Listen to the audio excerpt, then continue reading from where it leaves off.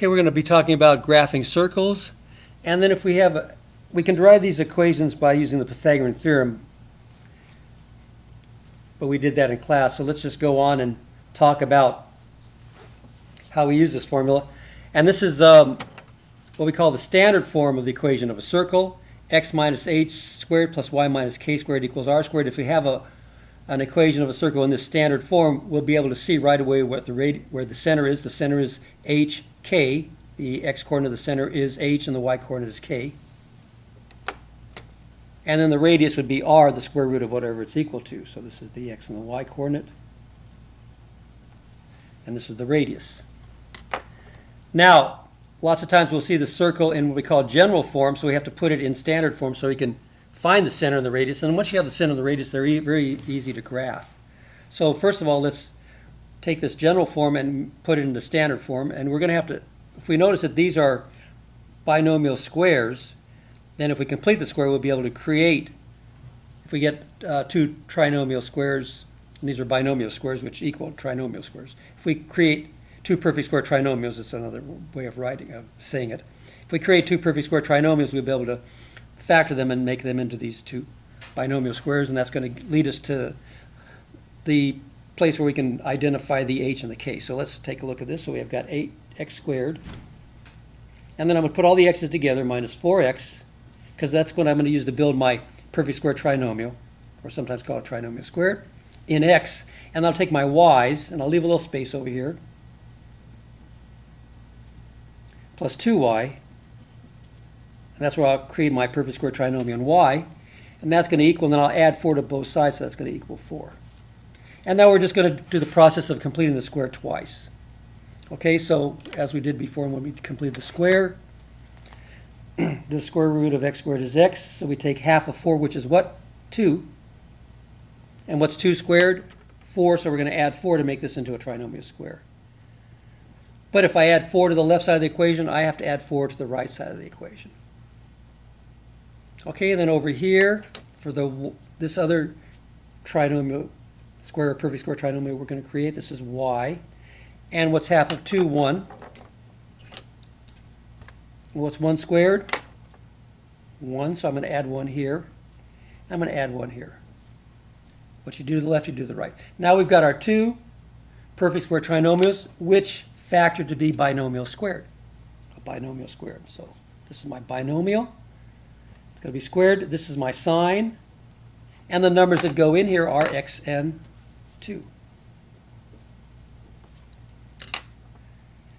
This is positive, so we're in good shape. And then again, this is my perfect square trinomial, which will factor to be a binomial square. This sign will be positive, and the numbers that go here will be y and 1.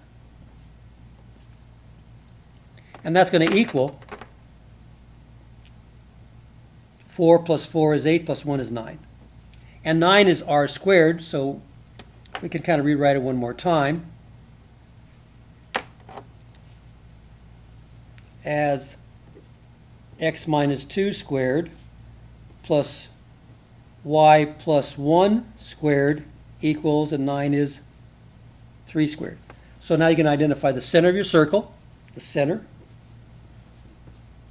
is the point. And remember, these signs in the formula or in the standard form are negative, so this is already set, so it's going to be 2. But this is going to be a negative 1, make a positive 1, so that's going to be negative 1. So there's your center, and your radius is equal to 3. So now you've got it. Now we have to graph it, and once you've got the center and the radius, it's easy to graph. So let's get out some graph paper here. Here's my graph paper, and I know my center. I'll find my center first. And my center is at the point 2, negative 1.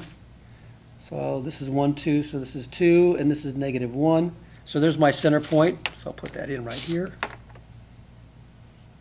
2, negative 1.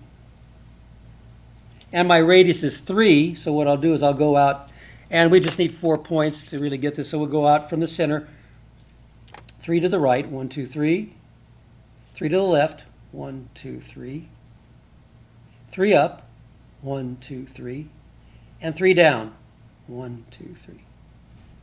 And those are going to be key points for our circle. We could put some other points over here if we want to make a table of values, but that's going to pretty much give you the circle. And then you could use a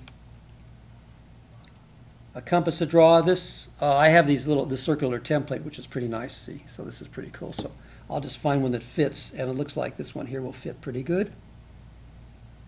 So I'll just do that circle.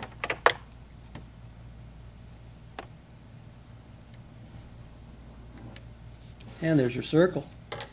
That's all you got to do. So not too difficult. It's just, again, the process of completing the square twice instead of once.